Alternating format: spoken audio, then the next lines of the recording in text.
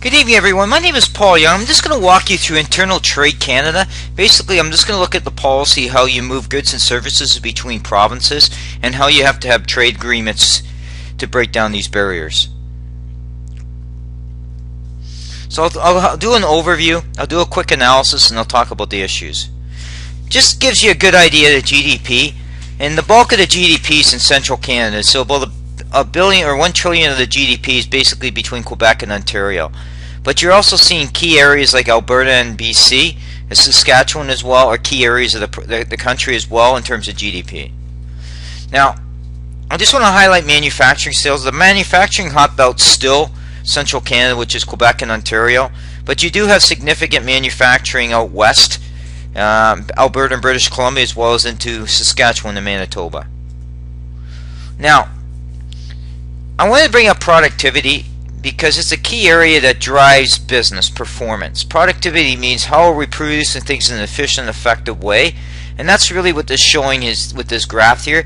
At one time in the 90s, we were pretty close with our productivity with basically the US, but as you see now, the gap is widened, and part of that gap in productivity is in our ability to move goods and services within this country or within provinces without any sort of barrier. This shows you where internal trade is. So we've always constantly been about 40% of our GDP is internal trade. It hasn't seemed to gone up above that, but it's something to bear in mind. This shows you how important interprovincial trade barriers are. So if you look at provinces like New Brunswick, PEI, Manitoba, Saskatchewan, they're big in terms of internal trade barriers. Ontario, not so much. Now what I did is I tried to approximate what I believe the GDP would be based on percentages, and this is what I basically came up to in terms of the totals on the exports and how much would be interprovincial. So that's where you're seeing about 125 billion, but that's more to do with the percentage of the size of the economy in Ontario.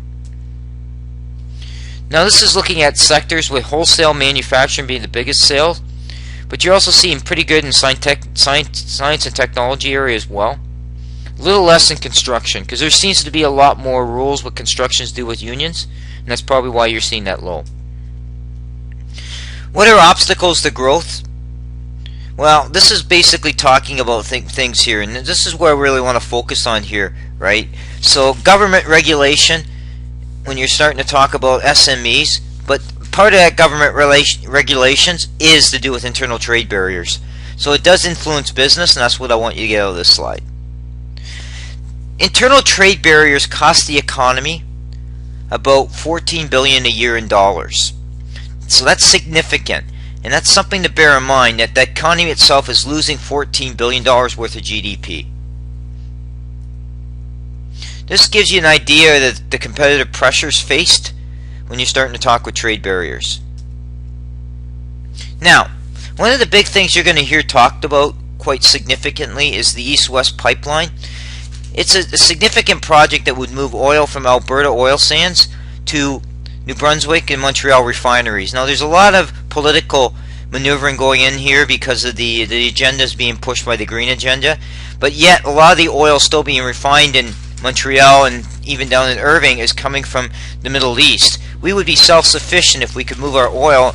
Moving our oil also benefits a couple things. It increases our revenue within the country, which allows us to have more equalization payments that would go to Montreal, to Quebec, and have not problems. So it's kind of puzzling how they would not deal with this because of that pure factor. This just talks about the status of East-West pipelines. And every once in a while you'll hear issues where they have trade disputes and they'll win some appeals, and they'll talk about this. Now what I really want to talk about quickly here, Canada as a country, it's easier to trade externally than it is within the country. A lot of that has to do with how governments have their own political agenda in terms of how they're trying to operate to keep their power. So a lot of cases where you've got provinces driven by public sector unions, they're going to want to protect that territory. So they're going to try to put some barriers up that will not allow other groups to bid for those contracts. The other thing that comes into play is you get the Agenda 21 that's coming in is pushing green technology. Well, what's happening there is Alberta and Saskatchewan, even Newfoundland, lesser degree, are big, huge oil areas. Well, that oil can be refined here in Canada and benefit Canadians, but there seems to be some political maneuvering around that, whether or not they want to make that work or not.